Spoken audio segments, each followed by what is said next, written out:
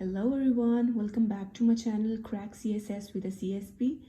US history की lecture series में आपको खुशामदीद।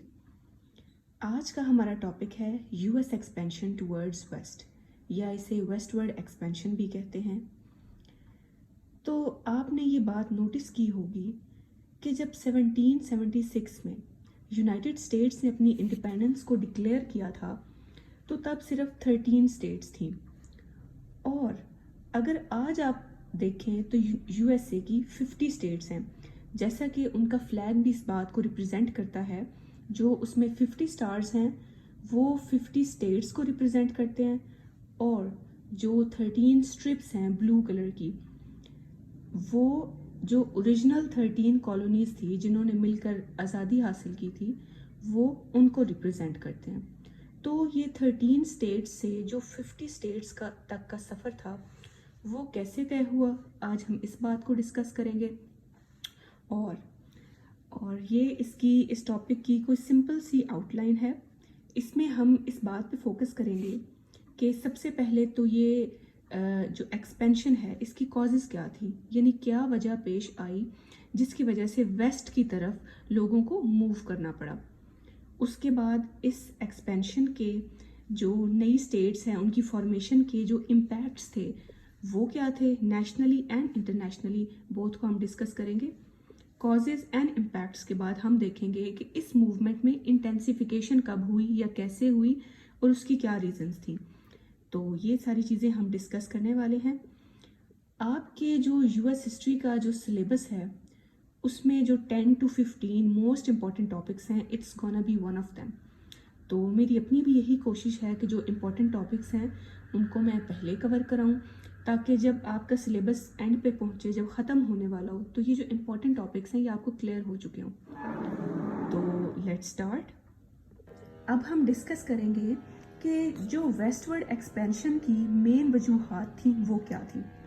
कुछ चीज़ें आपने माइंड में रखनी है। कुछ जो मेन रीजंस हैं वो ये हैं कि एक तो पॉपुलेशन बहुत बढ़ गई थी। 1790 में अमेरिका की जो पॉपुलेशन थी वो अराउंड 4 मिलियन थी, 3.9 मिलियन थी, लेकिन 1820 में अगर आप देखें तो वो 10 मिलियन तक पहुंच गई। मतलब ये कि डबल से भी बढ़ गई। तो इतना ज़्यादा जब पॉपुलेशन एक्सप्लोजन हो रहा था तो जो ओरिजिनल 13 कॉलोनीज थी वो कंजस्टेड महसूस होने लग गई थी, यानी कि इतनी पॉपुलेशन का वहाँ पर रहना बहुत मुश्किल हो गया था। तो इसलिए जो फेडरल गवर्नमेंट थी उन्होंने भी यही डिसीजन लिया कि जो वेस्ट की जो ज़मीन है उसको आबाद किया जाए, और वहाँ पर जो है पॉपुलेशन को बसने के लिए, वहाँ पे सेटलमेंट्स बनाने के लिए लोगों को कहा जाए।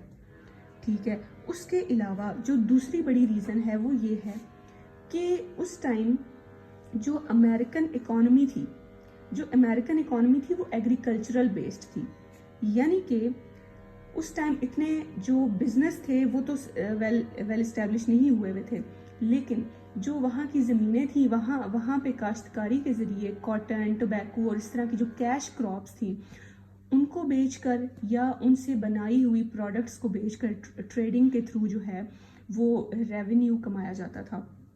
तो इस तरह जो है जो लैंड स्पेक्यूलेटर्स थे या जो प्रॉपर्टी का काम करते थे, जो ज़मीन को लेने और देने का काम करते थे, जो रियल स्टेट का काम करते थे, उनको भी एक तो जो है वो नई लैंड की, नई प्रॉपर्टी की ख्वाहिश थी। इसके अलावा जो फार्मर तबका थे या जो ज़मींदार, जो लैंड लॉर्ड्स थे, उनको भी जो है वो अपनी क्रॉप्स को उगाने के लिए, अपनी जो है अपने रेवेन्यू को बढ़ाने के लिए नई ज़मीनों की ख़ास ज़रूरत पड़ गई। तो इस तरह जो है जो 13 कॉलोनीज थी, जो ओरिजिनल 13 कॉलोनीज थी, उनके जो वेस्ट की ज़मीन थी उसको आबाद किया गया और वहाँ पे जो है वो सेटलमेंट्स बनाई गई। तो ये आप सारा देख लें। यहाँ पर ये बात मेंशन है कि जो फेडरल गवर्नमेंट है, लैंड बूम वाले पॉइंट में ये बात मेंशन है कि जो फेडरल गवर्नमेंट है उन्होंने भी इस चीज़ को इनकरेज किया। मतलब ये कि फार्मर्स को भी इनकरेज किया कि आप वेस्ट में सेटलमेंट्स बनाएं, वहाँ की ज़मीनें ख़रीदें, और इस तरह जो लैंड स्पेक्यूलेटर्स थे, जो प्रॉपर्टी का काम करते थे, उन्होंने भी जो है सरकारी ज़मीनें जो है वो सस्ते दामों ख़रीद कर आगे उन्हें महंगे दामों बेचना शुरू कर दिया। तो इस तरह जो है वो वेस्टर्न جو زمین تھی اس کو آباد کیا گیا۔ اگلے پوائنٹس دیکھ لیتے ہیں۔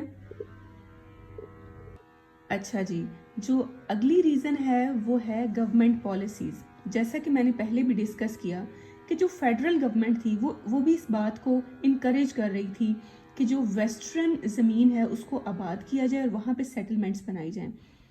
تو اس کام کے لیے سب سے پہلے جو کام انہوں نے شروع کیا وہ یہ تھا کہ جو آرمی کے لوگ تھے یا جو ملٹری کے لوگ تھے ان کو جب کوئی ریوارڈ دینا ہوتا تھا تو وہ ویسٹرن زمین جو ہے اس کا کوئی پلاٹ جو ہے وہ ان کو دے دیا کرتے تھے۔ تو پھر جیسے آرمی کے لوگوں کی وہاں پہ سیٹلمنٹس بڑھی تو جو عام سویلینز تھے ان کا بھی ٹرسٹ بلڈ ہوا اور انہوں نے بھی جو ہے اس طرف موومنٹ شروع کر دی۔ اس کے علاوہ جو ٹرانسپورٹ لنکس تھے، جو ٹرانسپورٹیشن تھی، جو موڈ آف ٹرانسپورٹیشن تھا وہ بھی امپروو ہو رہا تھا، کیونکہ جب انڈیپینڈنس ڈکلیئر ہوئی اس ٹائم تو نہ گاڑیاں تھی اور نہ ہی کوئی لوڈنگ وینس تھی، تو اس طرح کا کوئی سسٹم نہیں تھا۔ لیکن انڈیپینڈنس کے بعد جارج واشنگٹن کے دور میں ہی جو ہے وہ ٹرانسپورٹیشن لنکس جو ہے وہ بلڈ ہونے شروع ہو گئے، بہت ساری روڈز بنی، اس کے علاوہ بہت سارے واٹر ویز جو ہیں ان کو بلڈ کیا گیا، پورا کینال سسٹم بلڈ کیا گیا، اور اس کے علاوہ ریلوے روڈز بنی۔ تو اس طرح جو ہے ٹریڈ کو بوسٹ کرنے کے لیے بہت سارے سٹیپس لیے گئے۔ اور اس کے علاوہ ایک اور ضرورت بھی یہ تھی کہ جو ڈفرینٹ سٹیٹس ہیں، اب جیسے کہ ویسٹرن سٹیٹس ان کو دور پڑ رہی تھیں، تو آپس میں ساری سٹیٹس کو لنک کرنے کے لیے بھی انہیں ایک بہترین ٹرانسپورٹیشن سسٹم چاہیے تھا، چاہے وہ ریلوے روڈز کی فارم میں ہو، چاہے وہ جو ہے واٹر ویز کی فارم میں ہو، چاہے وہ روڈز کی جو ہے صورت میں ہو۔ اور اس کے علاوہ جو ہے سائنٹیفک جو انوینشنز ہیں وہ بھی ساتھ ساتھ ہو رہی تھی، جیسے کہ اسٹیم بوٹ جو ہے وہ انوینٹ ہوئی۔ کلرمنٹ ایک بوٹ کا نام ہے جسے رابرٹ فلٹن نے بنایا، ڈیزائن کیا۔ تو یہ پہلے ایک بوٹ ہوا کرتی تھی جو کہ پرانے زمانے کی بوٹ ہوا کرتی تھی۔ تو اس کا جو بیسک کام تھا وہ یہ تھا کہ یہ سامان لے کے تو جایا کرتی تھی، لیکن اس کو راستے میں جیسے کہ پہاڑیاں تھیں، ماؤنٹینز تھے، تو اس کو واپس جو ہے سامان لانے میں، پہاڑوں کی چڑھائی کرنے میں اسے مسئلہ ہوتا تھا۔ تو پھر جو ہے رابرٹ فلٹن نے اسے ری ڈیزائن کیا، اسے موڈیفائی کر کے تو جو ہے ایک نئی بوٹ بنائی جس کے ذریعے جو ہے ٹریڈ میں مزید آسانی ہو گئی، اور اس ڈیزائن کی مزید بوٹس جو ہیں ان کو بلڈ کیا گیا تاکہ ٹرانسپورٹیشن امپروو ہو سکے، تاکہ جو گڈس ہیں ان کو ایک اسٹیٹ سے لے کر دوسری اسٹیٹ تک پہنچایا جا سکے۔ باقی یہ ہے کہ کینال سسٹم جو ہے پہلے تو بالکل ہی نہیں تھا، پھر جارج واشنگٹن کے دور میں اور اس کے بعد کی جو پریزیڈنٹس ہیں ان کے دور میں پراپر کینال سسٹم جو ہے اس کو بلڈ کیا گیا تاکہ جو آپ کی ایگریکلچرل لینڈز تھیں اس زمانے میں ان سے بہترین قسم کی جو ہیں کراپس حاصل کی جا سکیں اور اچھی گروتھ حاصل کی جا سکے۔ تو بیسک مقصد یہ تھا کہ زمینوں کو زیادہ زرخیز بنا کے ان سے زیادہ جو ہے وہ فصلیں حاصل کی جا سکیں، تو اس لیے ایک جو ہے پراپر کینال سسٹم اسٹیبلش کیا گیا۔ اس کے بعد ریل روڈز بنائی گئیں، ٹھیک ہے، پراپر ایک جو ہے ریلوے اسٹیشنز بلڈ کیے گئے، پورا ایک ریلوے کا سسٹم جو ہے اس کو اسٹیبلش کیا گیا تاکہ ایک اسٹیٹ سے لے کر دوسری اسٹیٹ تک ایک تو لوگوں کو آنے جانے میں آسانی ہو، اور اس طرح اسٹیٹس کا جو ہے وہ آپس میں لنک برقرار رہے، اور اس کے علاوہ جو ٹریڈ ہے، جو گڈس ہیں، ان کی ٹرانسپورٹیشن بھی آسانی سے ہو سکے۔ اگلا پوائنٹ ہے اسٹیبلٹی آف ویسٹ۔ تو ود پیسج آف ٹائم جو ہے لوگوں میں، جو سویلینز جو باقی اسٹیٹس میں رہ رہے تھے، ان میں ٹرسٹ بلڈ ہوا۔ ان میں جو پہلے ایک وہ ڈر تھا کہ پتہ نہیں وہ وہاں پہ پانی ہوگا نہیں ہوگا، زمین کیسی ہوگی، کون سی فصلیں اگیں گی، کون سی فصلیں نہیں اگیں گی، تو اس طرح کی بہت ساری انسیکیورٹیز جو تھیں ان کے مائنڈ میں تھیں۔ لیکن جیسے ہی with the passage of time وہاں پہ سیٹلمنٹس ہونے لگ گئیں، آبادیاں بڑھنے لگ گئیں، تو لوگوں میں ایک ٹرسٹ بلڈ ہوا، اور اس طرح جو ہے مزید لوگوں نے اس طرف موومنٹ کو شروع کر دیا۔ اس کے علاوہ گورنمنٹ نے بھی اس کے جو ہے اس بات کو انکریج کرنے کے لیے بہت سارے پیمفلیٹس شائع کیے۔ اس کے علاوہ جو ٹورسٹ ہوتے تھے، جو ٹورسٹ طبقہ تھا یا جو رائٹرز لوگ ہوتے تھے، ان کو بھی کہا جاتا تھا کہ وہ اس عمل میں کنٹریبیوٹ کریں. تو پکچرز کی فارم میں پیمفلٹس شائع کیے گئے. جو ٹورسٹ تھے ان کو کہا گیا کہ آپ اپنا سفر نامہ جو ہے نیوز پیپر میں شائع کرائیں، جو پکچرز ہیں ان کو نیوز پیپر میں پبلش کرائیں. تو اس طرح جو ہے لوگوں کو اویئرنیس دی گئی.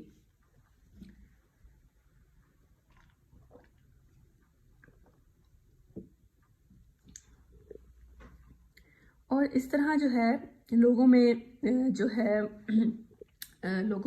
ان میں کیوریوسٹی پیدا ہوئی، ان کی انسیکیورٹیز جو ہیں وہ ختم ہوئی، اور اس طرح جو ہے وہ اس طرف ان کا آنا جانا شروع ہو گیا.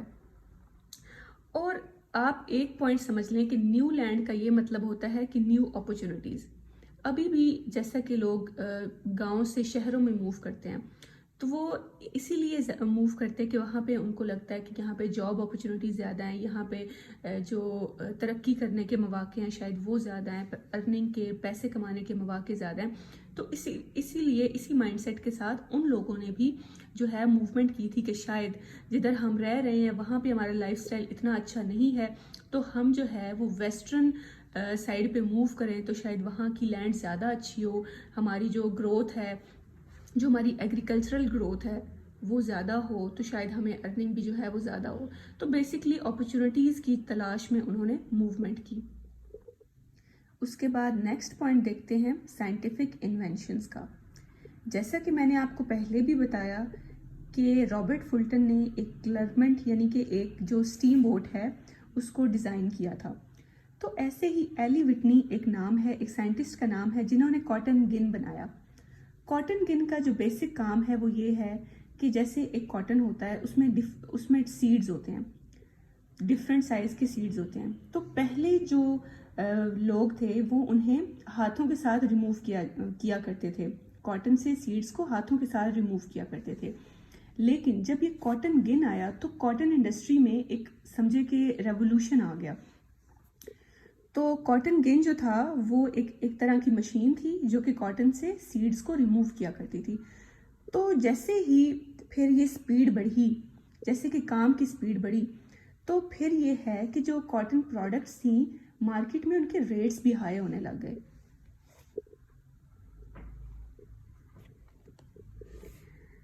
اس طرح جو ہے یو ایس اکانومی، جیسے کہ میں نے آپ کو پہلے بتایا کہ وہ ایگریکلچرل بیسڈ اکانومی تھی اس ٹائم پہ، تو کاٹن جو تھی وہ مین کراپ تھی، کیش کراپ تھی. تو جو یو ایس ایکسپورٹس کا جو 2/3 پارٹ تھا وہ کاٹن سے ہی آیا کرتا تھا، کیونکہ الاباما اور مسیسپی میں بہت زیادہ کاٹن پروڈیوس ہوتی تھی. کاٹن کے علاوہ کاٹن کی پروڈکٹس بنائی جاتی تھی جنہیں ایکسپورٹ کیا جاتا تھا اور ریونیو کمایا جاتا تھا. تو اب یہ ایلی وٹنی نے جو اتنی ایک مین انوینشن کر دی تھی، تو اس کی وجہ سے ہوا یہ کہ ویسٹ میں انڈسٹریز لگنے لگ گئی تھیں، وہاں پہ اب فیکٹریاں بلڈ ہونا شروع ہو گئی تھیں. تو جس کی وجہ سے اب فیکٹریز میں کام کرنے کے لیے ورکرز بھی چاہیے تھے، ورکرز کی ڈیمانڈ بھی بڑھ گئی، اور ایسے ہی پھر لوگوں نے بہت تیزی سے ویسٹ کی طرف موو کرنا شروع کر دیا. اس کے بعد ایک تو یہ کہ فیکٹریز میں ورکرز کی ڈیمانڈ بڑھ گئی تھی، تو اس لیے وہاں پہ جو موومنٹ تھی وہ سپیڈ اپ ہوئی. دوسرا کام یہ تھا کہ جو کاٹن کی جو پروڈکٹس تھیں ان کی پرائسز بہت ہائی ہو گئیں، ان کا ریٹ بہت بڑھ گیا. تو جس کی وجہ سے نئی لینڈ کی ریکوائرمنٹ جو ہے وہ بڑھ گئی تاکہ وہاں پہ کاٹن کو اگایا جا سکے. تو اس طرح مزید جو ہے اسٹیٹس ایڈ ہوئیں، مزید جو ہے وہ زمین کو یونین میں ایڈ کیا گیا، وہاں پہ سیٹلمنٹس کی گئی تاکہ وہاں پہ کراپس کو اگایا جا سکے اور ریونیو جو ہے اس کو ارن کیا جائے. تو اگلا پوائنٹ یہ ہے rising prices of agricultural commodities. Agricultural commodities میں کاٹن کے علاوہ ٹوبیکو تھا، بہت ساری جو وہاں کی ووڈز تھیں جیسے کہ سینڈل ووڈ جو ہے سندل کی لکڑی، وہ اس ٹائم پہ اس کا جو ہے بہت ڈیمانڈ تھی. اور کاٹن تو ہو گئی، اس کے علاوہ باقی ویجیٹیبلز ہو گئے، انین ہو گیا جس کی وہاں پہ جو ہے بہت زیادہ ڈیمانڈ تھی، اور جو امریکن انین تھا وہ اس ٹائم پہ بہت زیادہ ایکسپورٹ کیا جاتا تھا. تو جیسا کہ اب ان پروڈکٹس کی جو پرائسز ہیں وہ ہائی ہو گئی، تو اس کے ساتھ ساتھ جو ہے وہ ایگریکلچرل لینڈ کی ڈیمانڈ بڑھ گئی. تو جیسا کہ اس کی ڈیمانڈ بڑھی تو پھر جو ہے اس کی پرائس بھی ساتھ ہی بڑھ گئی. تو یہ سارا کام جو ہے وہ شروع ہو گیا. اس کو آپ نے ایسے سمجھ لینا ہے. اگلا پوائنٹ ہے ایکسپیڈیشن. 1806 میں ایک ٹورسٹ تھے زیبلن. انہوں نے کولوراڈو میں وزٹ کیا اور بہت سارے میپس اور پکچرز کے ساتھ واپس آئے، اور واپس آ کے انہوں نے جو ہے اپنے لوگ تھے ان کو دکھایا. تو لوگ بڑا فیسینیٹ ہوئے کہ وہاں پہ ریورز ہیں، وہاں پہ واٹر ویز ہیں، کتنی پیاری وہاں پہ جو ہے وادیاں ہیں. تو یہ سارا کچھ دیکھ کے انہوں نے بڑھا چڑھا کے بیان کیا، اور اس طرح جو ہے اس بات کا بھی لوگوں کے مائنڈ پہ بڑا امپیکٹ رہا، اور لوگوں نے موومنٹ جو ہے اس کو اسپیڈ اپ کر دیا. اگلی بات ہے مینیفیسٹ ڈیسٹنی. 1845 میں یہ ٹرم جو ہے ایک نیو یارک کے جرنلسٹ نے انٹروڈیوس کرائی. مینیفیسٹ ڈیسٹنی کا مطلب یہ ہے کہ وہ یہ سمجھتے تھے، امریکنز یہ سمجھتے تھے کہ انہیں گاڈ نے چوز کیا ہے.